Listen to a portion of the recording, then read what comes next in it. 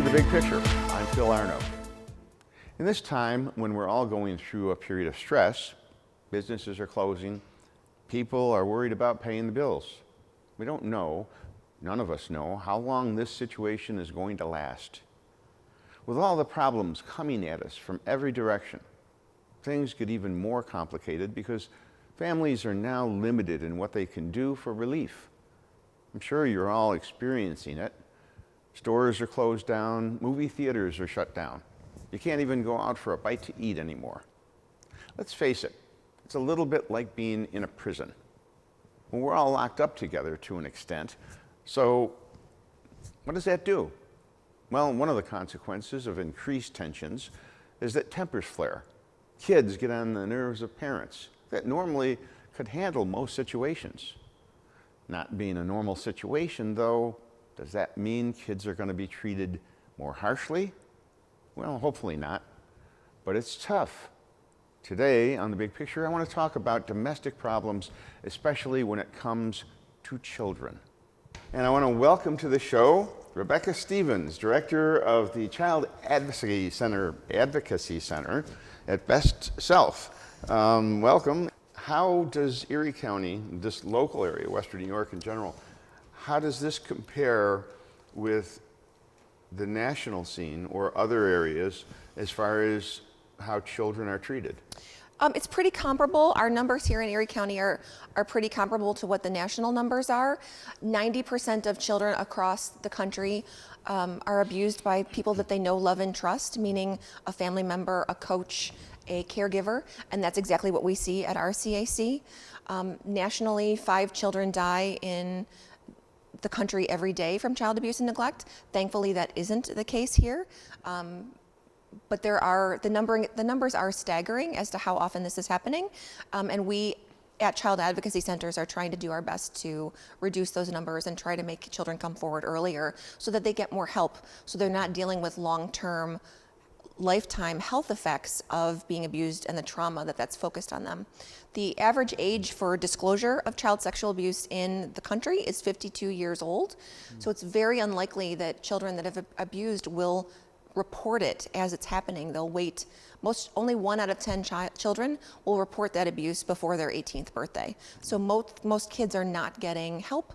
They're not getting counseling. They're not getting justice. And we want to change that. In this area, is there any one kind of abuse that kind of stands out, or is it pretty much right across the line in terms of the different types of cases that you see? So Child Advocacy Centers were formed primarily on addressing the issue of sexual abuse. Currently, we see about 90% of our cases are sexual abuse cases, with the other 10 being physical abuse cases. We really are trying to focus on treating all types of abuse, so we've expanded our services in dealing with children that are experiencing human trafficking, children that might be living in homes with domestic violence, children that are living in homes where maybe mom and dad or family members are selling drugs and they're being witness to that type of violence. So we don't know what those numbers are yet because we haven't been servicing those children for a long time, but I expect our numbers to significantly increase based on just being able to serve more children.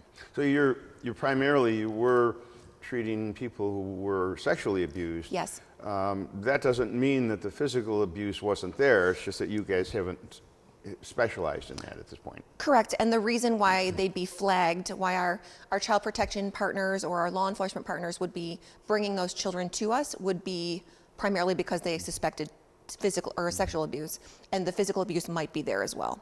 Now, say somebody who a child has been a victim of abuse. Tell me how that's treated, or what happens. What's the process? You learn about it. It's reported to you. Where does it go from there? Great question. So, like I said, we started our Child Advocacy Center in 1994, and that was the second one in New York State, where we were a long time running. We've been in our current location since 1996. Prior to that time, what would happen if a child disclosed that they were sexually abused is, for example, they might tell their teacher, Their teacher would talk to them about it and then send them down to the guidance counselor. The guidance counselor would be concerned about it, but send them to the school nurse, who then would send them to the principal. So over the course of a child abuse investigation, that child may have to speak to up to 15 professionals and retell their story up to 25 times over the course of an evaluation, each time reliving their fear, reliving their pain, reliving their trauma. So child advocacy centers were established to reduce that impact of trauma on that child. So what we do is we bring our partners in law enforcement, in child protection, the district attorney's office, all to our building. The child meets with a forensic interviewer who asks the child to basically tell their story as much as they are comfortable sharing. Everybody else watches that interview from a different room on a TV screen. It's videotaped. So in the event that a law enforcement officer might not remember the exact details of what the child said, they can go back and watch the interview instead of having to revisit and re-question that child. At the site too, we have mental health therapists. The child and their family can receive counseling if they feel like they're having any symptoms due to the abuse. And we have victim advocates who meet with the family and see what other kinds of situations might be needed in the house. For example, if the abuse was committed by mom's boyfriend and now boyfriend has left the house, what kind of maybe financial support mom might need to keep her kids healthy and safe in that home. So we're really wrapping all of our services around that child in a safe environment where the child only has to tell their story one time. So we're really looking for the best impact of the child. Is there a certain type of behavior that you look at in children that are warning signs that they've been abused? And by the same token, is there a certain type of behavior in adults that point to warning signs that they may be an abuser? Sure. For children, change in behavior is one of the signs of sexual abuse. For example, if you have a child who's very outgoing and social, do they not want to spend time with their friends anymore?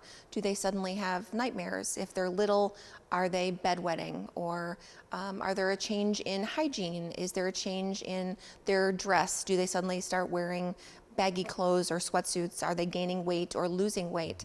Is there just indicators that something is going on with this child that's out of the ordinary? Is that mostly sexual abuse? That's mostly sexual abuse. Okay. For physical abuse, certainly injury, unexplained injury, repeated injury. If it's sunny outside and the child is wearing a turtleneck, why are they wearing a turtleneck? What are they covering up?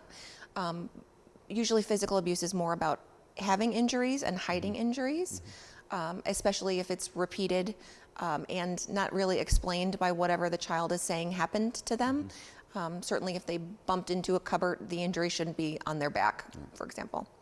For abusers, we know that in order for somebody to abuse a child, they have to have access to a child. So is that person paying extra special attention to a child? Abusers seem to have the ability to tell which children are vulnerable to this, which children might want or appreciate special attention. Are there troubles going on in the home that make that child want more attention from adults, or maybe there isn't a mother or a father in the household, so that father figure would be extra appreciative. With abusers, what they're really looking to do is see whether or not children will keep a secret from their parents. So they will start testing the child, like picking them up from school and buying them McDonald's and telling them, this is just between you and I, don't tell your mom about that. Abuse doesn't happen on the first time they interact with the child. They're grooming that child for that. They're testing to see how much of a secret and how much of a relationship they can build before they really start with that inappropriate behavior. Because by then the child trusts and cares about that person and believes that that person trusts and cares about them. And you're talking again about sexual abuse, Yes. mostly. Yes. And is that about a control, or is that about sex? What is the motivation when an adult molests a child? I mean, is there one common thread? I'm not sure if calling it a mental illness is appropriate because there isn't really proof that it can be treated. But yes, it's about sex, it's about love, and it's about power and control. But it's hardwired in a way that is taking out those things on people that are vulnerable and can't defend themselves. So there is no proof currently that it can, like I said, it can be treated or cured. But it is something that is hardwired in that person's brain when they were developing. Somehow a wire got crossed and told that person that the only way that they can feel love or appreciate sex is with a child. And unfortunately, that's taking advantage of people that can't defend themselves. And if anybody's sitting out there and they're wondering, they have questions or they have potentially a need for help, there's no consideration for cost here, right? They should reach out and find out what's available and how to proceed. Absolutely. For the Child Advocacy Center, 100% of our services are free. They're covered by grants that are supported to provide free services for victims, so there's no cost associated with that. And during these times, certainly cost is not our primary factor. We want the community to be healthy. So reaching out, there are, I believe, copays are not being taken right now. Health insurance, no health insurance. We have people that will assist with those types of things. So certainly if you need help, reach out and we'll do our best to assist you in whatever way we can. I'm sure in several cases of sexual abuse as well as a lot of cases of physical abuse, when there's a family involved and there's one parent or one adult who's the abuser, there might be a concern that if we say anything, especially in these days when there's no school to observe and the outside world is kind of shut out. But in the family, if they have the thought that, hey, if I say anything, I'm just going to get the family in trouble, and it's going to basically disturb everything, and somebody may go away, go to jail or something, and how are we going to get by? So there's a lot of concerns that maybe I shouldn't rock the boat. Maybe I should just live with this situation. Maybe I can talk somebody out of being an abuser and handle it on my own. I'm sure there's a lot of psychological problems there for people to reach out. Yeah, I think that's one of the struggles that we have is, that, like I said, most of the people that make reports are professionals and not other family members that are concerned, probably for those reasons. They don't want to cause struggle in their family or have family members be mad at them, or certainly see their brother, their uncle, their cousin go to prison. However, at the same time, they're doing something that is harming other family members, and that needs to stop. You need to stand up for the person that can't stand up for themselves. Children have no rights, technically. They can't vote, they can't make decisions, they can't even get into counseling by themselves. So children really need other adults in the community to stand up and say something if something is going on. And our child protective partners do a really good job of trying to find a safe place for those children to go. And usually it's placed with another family member. So it isn't taking the children out of the family or putting them into foster care necessarily. That's the last resort. They're really trying to say if they can't stay with dad because dad's unsafe, maybe grandma or Aunt Pam or whomever might be a good choice for that child. If somebody is suspecting abuse, or if there is a problem, how do they reach out? Who reaches out, and how do they reach out to your organization? Great question. So if somebody is suspecting abuse currently, if they think that that child is in immediate danger, they should call 911. Even though we're in COVID-19 times, police are still responding and doing their due diligence to keep the community safe. If somebody believes that they have a suspicion that a child is being abused by a caregiver, by a family member, by somebody who's responsible for them, they should call the New York State Child Abuse Hotline. Okay, we'll try and put that up on the screen. Perfect. Or if somebody has questions, they are interested in learning more about the Child Advocacy Center, would like to volunteer or make a donation, they certainly can call us at 886-5437. Okay, and I have a number here, 8840888. Is that one of your numbers as well? Sure, 8840888 is the number for Best Self Behavioral Health. That's our intake number if somebody is looking for counseling services, behavioral health services, substance abuse services, and would like more information or to set up an appointment. The intake department at Best Self can certainly assist with that. Well, I'd like to thank Rebecca Stevens for being my guest on this segment of The Big Picture. Remember, if you have a problem or you suspect something might be wrong, don't hesitate. Ask for information. Reach out.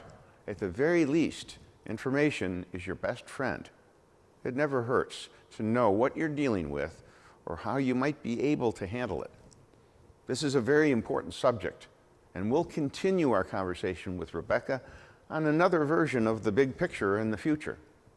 Stay tuned. We'll be right back after this.